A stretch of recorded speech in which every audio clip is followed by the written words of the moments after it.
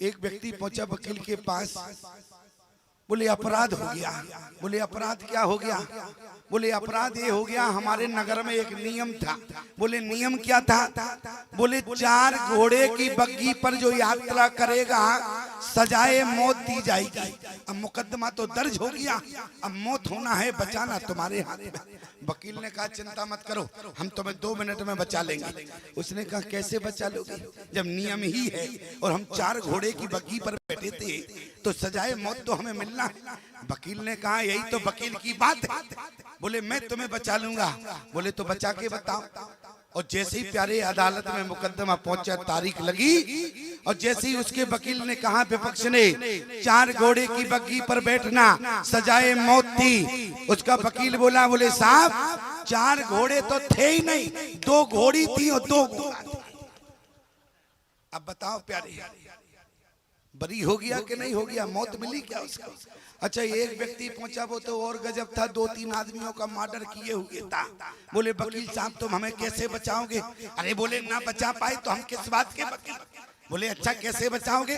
देखो वकील बहुत तेज होता है, यहाँ जो वकील हो हमारी बात को अन्यथा मत लेना, मैं तो केवल बता रहा हूँ, वकील बहुत तेज होता है। उसने कहा मर्डर किए हैं, तुम कैसे बचाओगे? अरे बोले सामने तो चलो जज के। अरे बोले सामने तो चलेंगे लेकिन बचा नहीं पाओगे। वकील ने कहा एक बात हमारी ध्यान रखना। बोले बताओ क्या बात ध्यान रखें? बोले जज साहब जैसे ही तुमसे कुछ पूछे तुम कह देना मैं।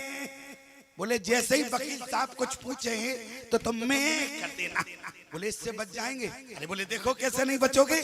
और जैसे ही 2-3 तारीखें लगी, जज साहब कहें क्यों तुमने मर्डर किया है? वो तुरंत कह दे मैं।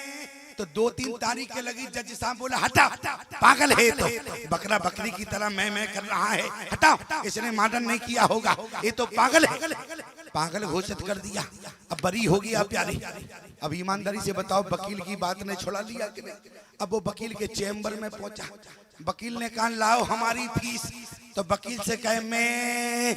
वकील ने कहा दिमाग खराब है क्या? वकील ने कहा फीस लाओ।